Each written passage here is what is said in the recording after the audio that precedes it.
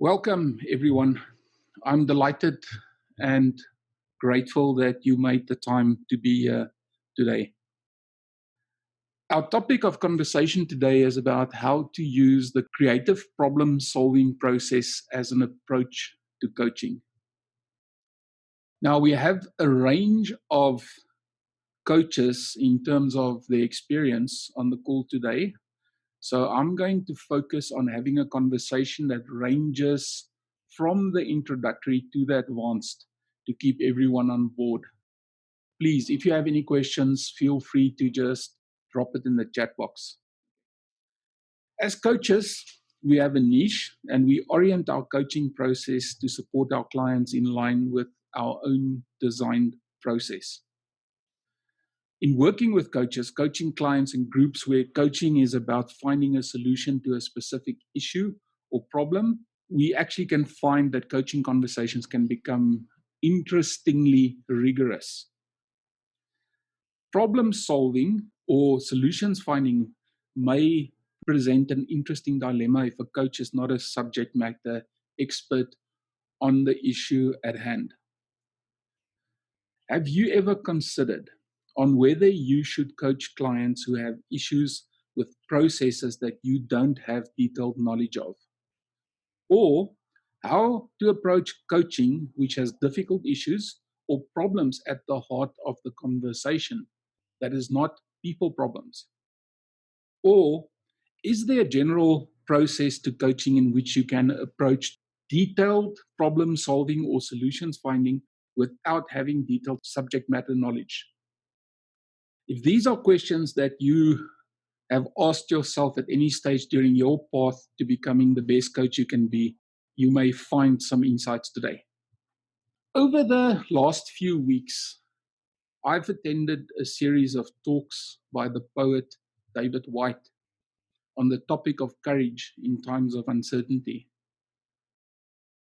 Courage is a resource that we as coaches should find and awaken in our clients to build the power and the resilience they need, especially in times of uncertainty. Now, one of David's poems is Start Close In, and it goes as follows. Start close in. Don't take the second step or the third. Start with the first thing, close in, the step you don't want to take. Start with the ground you know, the pale ground beneath your feet, your own way to begin the conversation. Start with your own question. Give up on other people's questions. Don't let them smother something simple.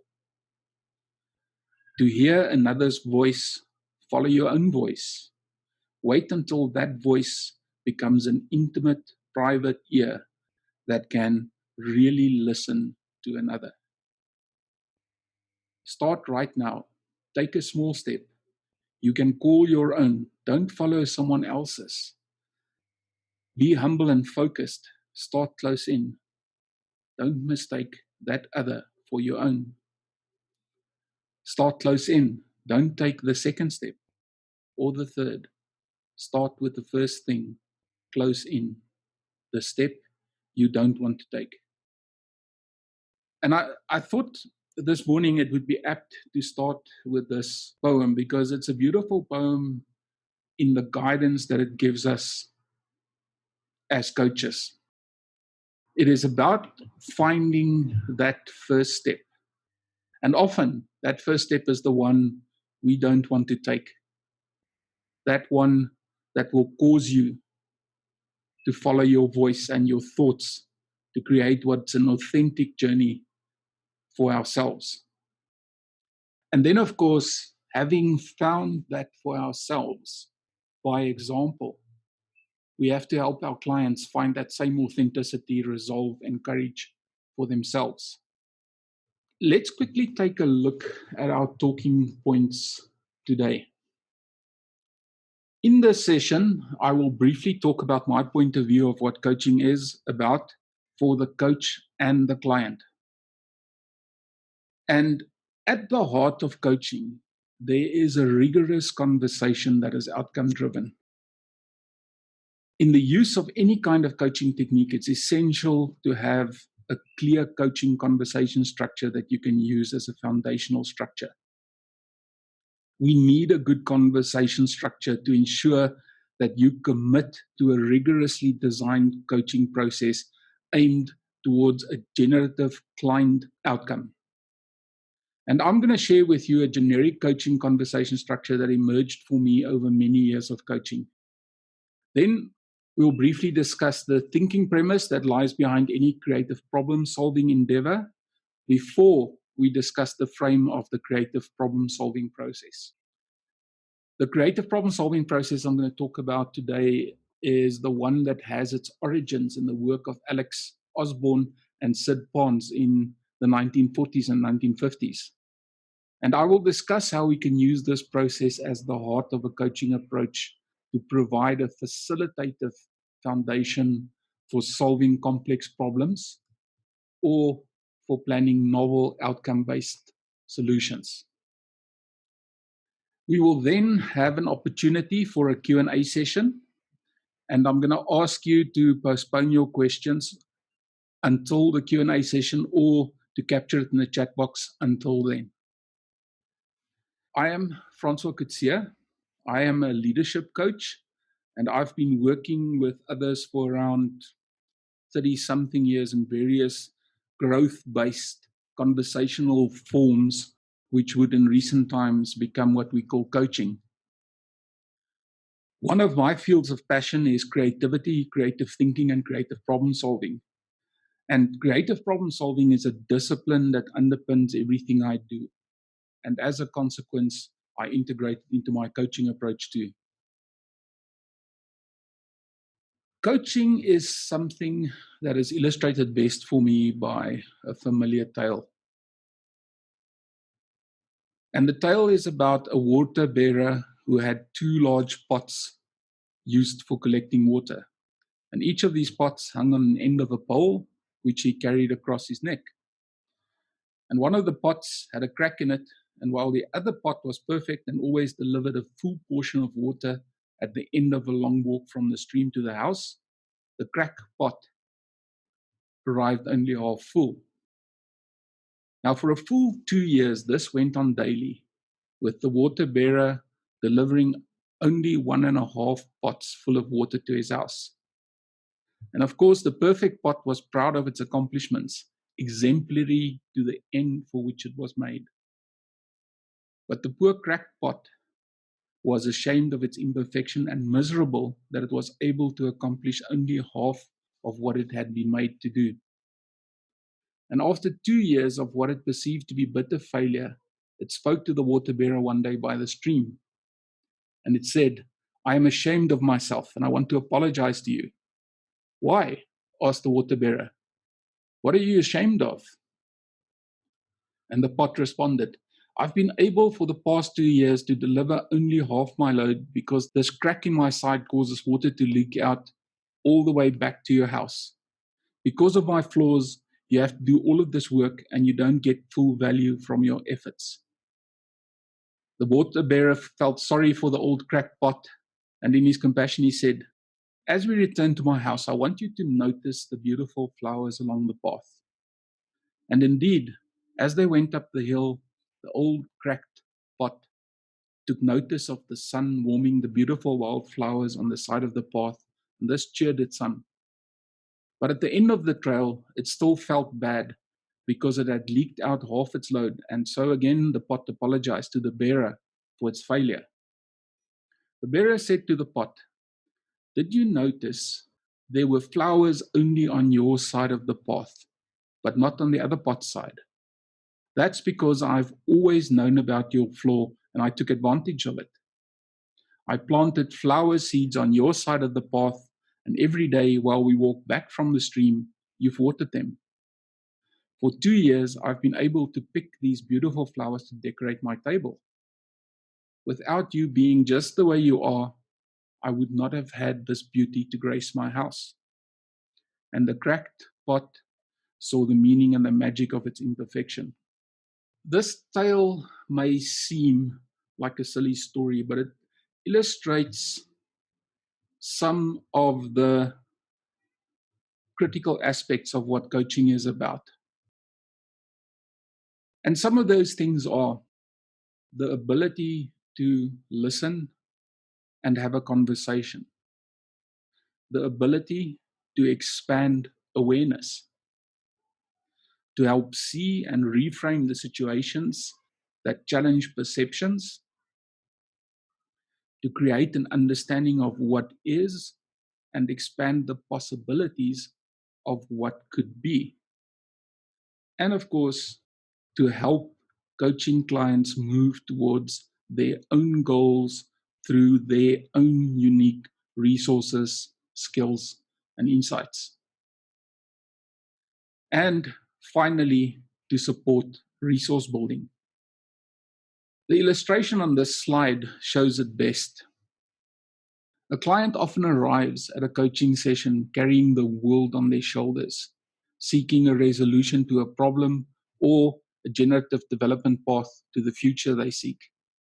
As coaches, we provide for them the helping hand as a thinking partner who takes them through a rigorous inquiry process en route to finding their structured action plan and solutions. So let's look at a structured coaching conversation. Now, I'm a great believer in systemic structures and patterns. Structures and patterns of behavior serves you well when you go off the beaten path of experience and you need reference points for creating a new experience or new ways of work or new ways of being without abandoning your thinking process. It also supports you at times when you are not at the top of your game due to circumstances which may impact on your performance. This diagram is a pattern of a coaching conversation.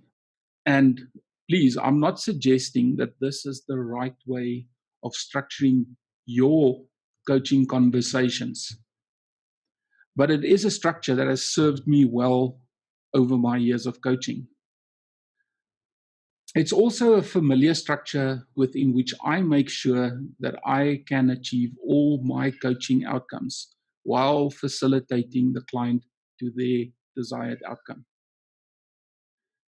It is also a helpful structure for the coaching client as they become familiar with the process, and it will help them to work with it more positively because it removes the uncertainty of the conversation structure and it gives space for productive thought where it will be most fruitful. Whenever I learn or try out new techniques, I always accommodate those techniques within the structure of this coaching conversation. Something that you should consider in my conversation today is that I do the majority of my coaching sessions virtually, and that will frame this conversation.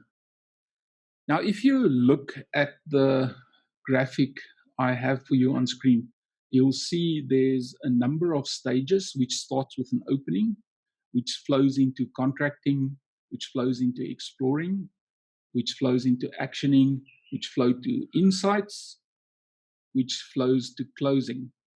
And then, of course, it flows back to the opening of the next coaching conversation. I always start with the opening.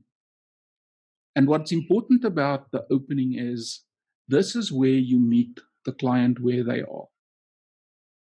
Clients often show up in less than productive states. And the coach is responsible for gaining rapport and then to facilitate the client to a state in which coaching will be most beneficial.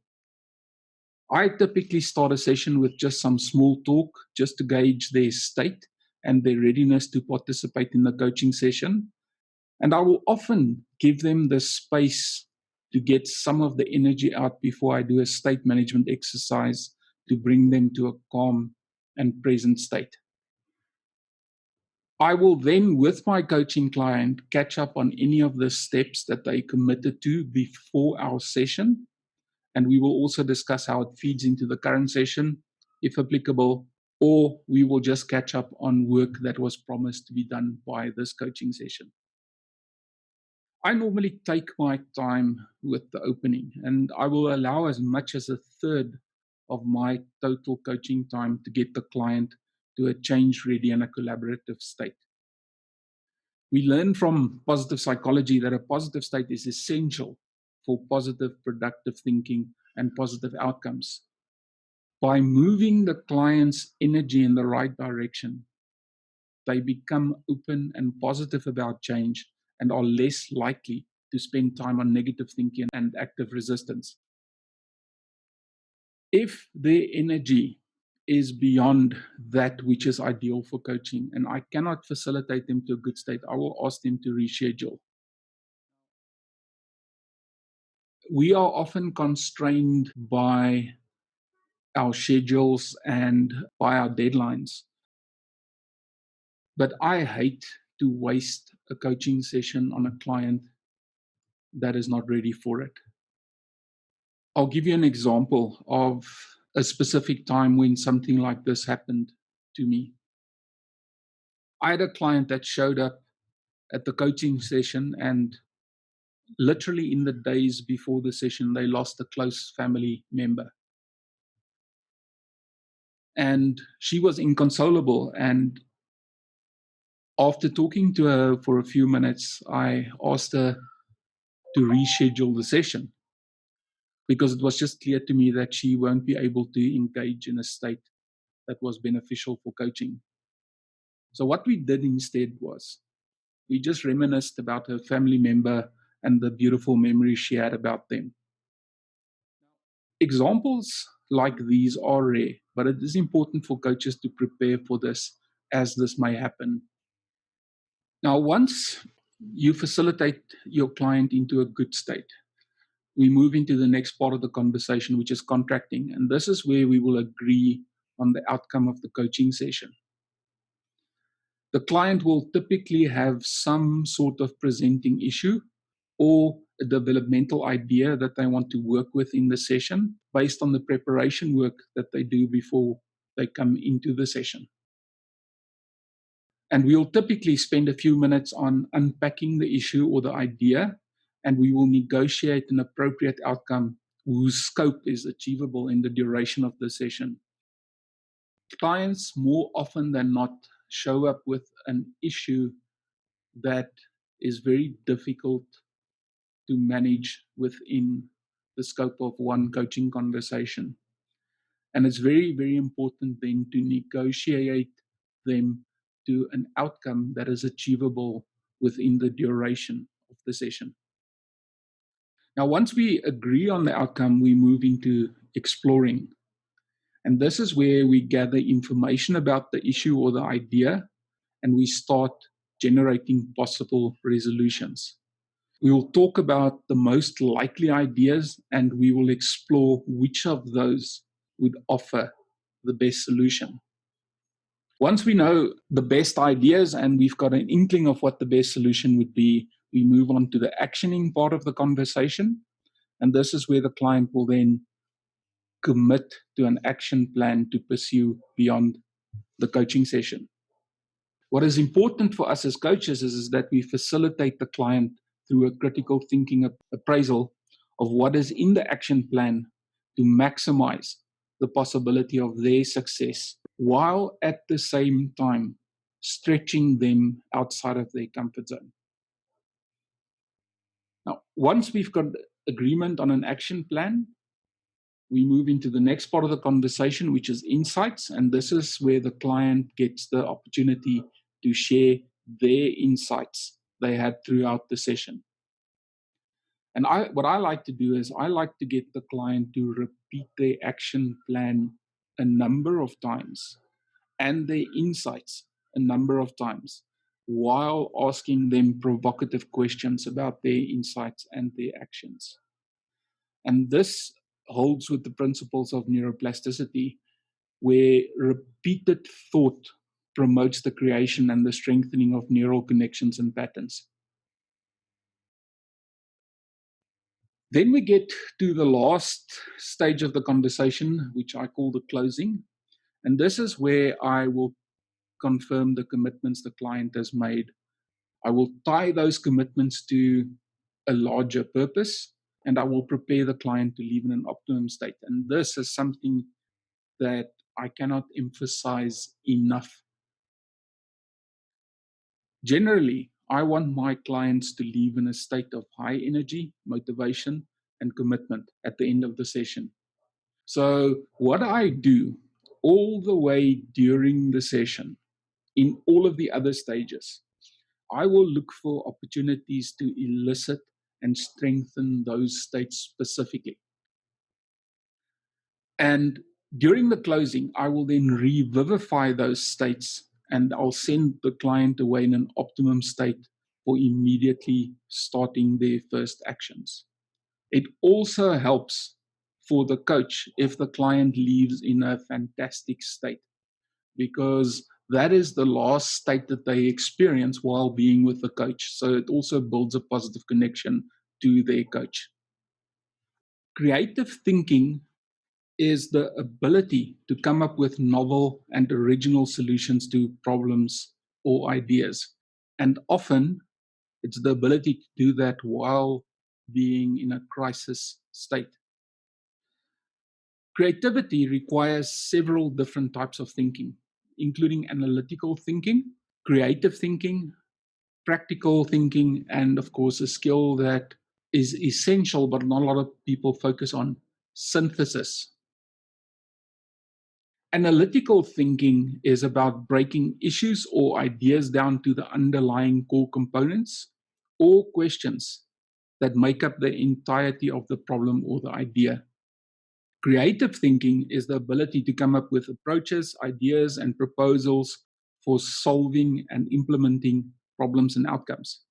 Practical thinking is more about looking at the viability and the workability of ideas. And then we get to synthesis. Synthesis is about being able to combine and recombine ideas and solutions in a novel and original outcome approach. We're going to spend more time on the creative thinking part of coaching in the session tomorrow on the Disney creativity strategy. So I'm not going to go into this with much more detail. At the heart of any creative problem solving approach, there lies the premise of divergence and convergence. Divergent thinking is the type of thinking we do when we are solving an abstract or a new problem that has many possible answers, solutions, or outcomes. And we consciously introduce divergence in thinking to create many possibilities as potential solutions for problems and ideas that we are working with. Then we switch to convergent thinking. And convergent thinking is about finding in all of those ideas and all of those solutions that we thought of a specific solution for solving an idea, issue, or problem. Convergence and divergence extend to more than just idea generation and solution finding. But as a general principle, this is all we will explore today. And if you look at the graphic on screen, the first part is meant to show opening up to many possibilities, whereas the second part is about focusing in on specific solutions that are implementable. Almost in every step of the creative solving process, we do this divergent, convergent approach. Let's go over to the creative problem solving process. The creative problem solving process, also known as the Osborne-Barnes creative problem solving process, was the creation of Alex Osborne and Sydney Barnes. Alex Osborne was an advertising executive. He's very famous for being the creator of brainstorming. And he's the author, or he was the author of several books on creative thinking. He also founded the Creative Education Foundation. And the aim of that foundation is to teach and promote the disciplines of creative thinking and creative problem solving. Together with Sydney Barnes, who was an academic, who was a professor at the Buffalo State College, they developed the creative problem solving process as a structured method for generating solutions to problems. The CPS model has 6 stages. It starts with objective finding, then it goes to fact finding, problem finding, idea finding, solution finding, and acceptance finding. So let's walk through each of these stages. Objective finding is about determining the real aim of the problem solving initiative. Objective finding looks typically at the bigger context within which the problem solving initiative takes place. So, for example, as a coach, once we have an awareness of what the outcome is that the client wants to work in a session, we want to go and frame it in terms of a higher purpose or objective. So it essentially boils down to understanding the purpose behind solving the issue or developing a solution. In my coaching, I often talk to my clients about what their life purpose is in an early conversation. And then we will frame every coaching session beyond that in terms of how will solving this problem or issue support or expand your life purpose, or how will developing this capability or skill support or expand your life purpose. I work with senior leaders at corporate organizations, and they often find it odd that I start with life purpose. For me, it's very simple. If you know what your life purpose is, you understand any purpose you might have around your career or your family or any of your other pursuits. Anything that you do in life, at work, or anywhere else, if that doesn't support your life purpose, you are wasting energy on something that's not going to add value to your life. Each client that I work with are different. And sometimes we will have several coaching sessions before we get to the purpose conversation, but it's always in there sometime. And for me, the clients that gravitate to purpose the quickest are the ones that make the biggest improvements or the biggest changes in their lives most quickly. Once we understand the larger objective in the CPS process, then the next step is to move to fact finding. And fact finding is about understanding the context of the issue or the problem in more detail. And this is typically where we expand on our understanding of the issue that they're bringing to us by asking the who, the what, the when, the where, the why, and the how questions.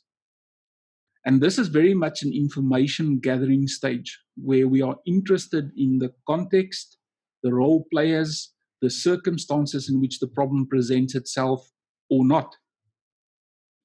And this is an essential part of determining what the actual idea or issue is about, which we will then go and define in problem finding.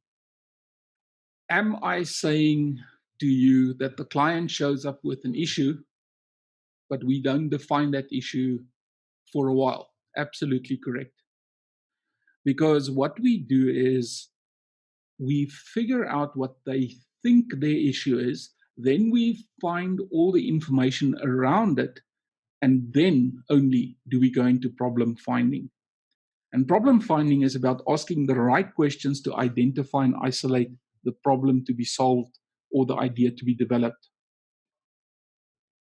As coaches, and I'm sure all of you on this call have experienced this to a certain extent, we have clients that show up with a problem or an outcome, and when you investigate it, you very quickly find out that this issue or idea that they showed up is not the actual issue or idea that they want to work with, but it's informed by the symptoms of what is happening in their life, whether that life is at home or in their career.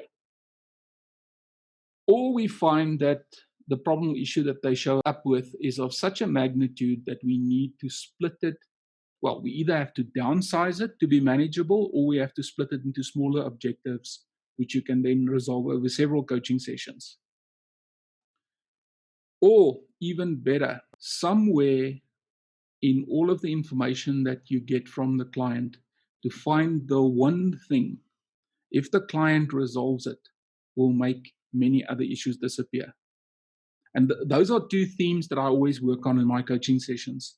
Number one, what's the one decision that you can make that will cause 1,000 other decisions to disappear? Or what is the one thing that I can do today to give me more time tomorrow? So it's about developing this whole mindset with your coaching client of always optimizing the future for themselves. By investing time on questioning and testing outcomes to find the core outcome, we can then go to the heart of the issue, and we can facilitate our clients then to robust action plans to deal with the real problem or the real development that they want to create in their life. And it incorporates divergent and convergent thinking by looking at what the possibilities are for the outcome before settling on the most likely objective to resolve. Now, once we are convinced that we understand what the real issue or outcome is to work with in the coaching session, we then move on to idea finding. And idea finding is just a creative stage where ideas for resolution or issues or solutions for ideas are brainstormed. It's a very much an open, free, and very important non-judgmental stage where the objective is to get as much possible ideas on the table. In this stage, we do no evaluation or criticism on any idea that the client proposes or come up with. You may even bring in some creative thinking ideas to stimulate thinking. I often work with unconscious techniques like image streaming or quantum jumping or visualization to promote extended awareness. Or you can work with more conscious techniques like brainstorming. Now, once enough ideas reveal themselves, we can move to solution finding. And now what we do is we take all of these ideas that were generated and we start looking and finding for those ideas that are most likely to contribute to the desired outcome of the client.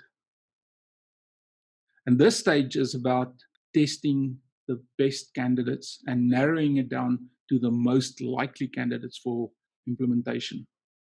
In this stage, we are interested in seeing which ideas will work, how might they work, and what may be the consequences of doing it. By investigating the candidate ideas, one or more will normally present itself as the most viable prospect for actioning and implementation. And if one doesn't, you go back into ideas finding. Now, once you have a good idea or two, then we go into acceptance finding. And acceptance finding is all about idea implementation. And in the coaching session, this is where the client will propose a viable action plan for the post-session work. And it's very important to have a critical discussion of action steps to clarify the client's thinking and make sure that they are prioritizing the right actions and timetable to implement their growth plan beyond the session. So this is CPS in a nutshell. So let's quickly just have a look at how we integrate the coaching conversation and the creative problem solving process. And I've given some clues already. We still do the opening, and the opening is there to connect with and settle the client down. As we proceed to the contracting stage, we start by asking the client for what their desired outcome is with which they showed up at the session. Then, through objective finding, we frame that outcome within their larger purpose to make sure that the outcome that they're thinking of is helpful and will move them closer to their process or their purpose. Then we focus on defining the outcome in more detail through fact finding, lots of information, and then narrowing down on seeing whether we have found the right problem to work with in the coaching session. And then once we have the proper issue defined, we move to exploring and we integrate from the creative problem solving process, the idea finding stage, and the solution finding stage in here. The idea finding stage to find multiple possibilities of ideas that can solve this issue for them.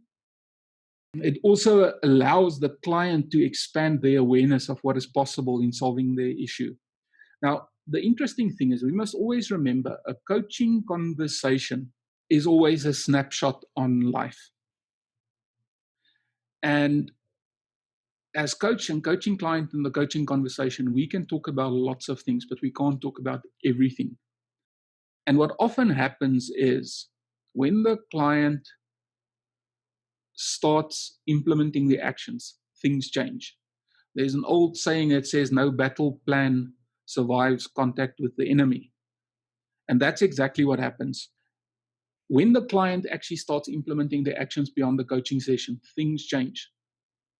And it's helpful when things change, once they start implementing their actions, that they remember all of the ideas that were generated, and then they can pivot towards something that's more workable in their environment. Creating all of these ideas and spending time on the idea generation just extends the awareness that the client have for what is possible. Then we go to solution finding and we find the best ideas. So in the actioning part, we want to build an action plan for them beyond the coaching session. We cannot go with every single idea that they come up with in idea finding. We have to zero in on the one or two ideas that's most likely. And we align the action plan with those one or two most likely ideas. In actioning, we then create our action plan, and then finally we round out the conversation with insights and closing. Okay, so that is more or less a discussion on the whole creative problem solving process and how I've integrated it into my coaching conversation. So, in conclusion, the coaching conversation and the integration of the creative problem solving process principles gives you a really useful approach for you and your coaching clients to explore imaginative ways of thinking in their coaching session and beyond. And I would encourage all of you to explore this approach at least. And if you like it, to practice it and then just notice the possibility it will open up for you and your clients. So from my side, I just want to say thank you very much for showing up today. And for some of you, there's going to be a follow-on session to this tomorrow morning, where I'm going to talk about the Disney creativity strategy, which was developed by Robert Dilts, who is one of the very influential people in the NLP world and in the success factor modeling world. So if you are interested in that session, I think there's going to be some value in attending that one as well, because I've actually built that on top of this work that we've done today.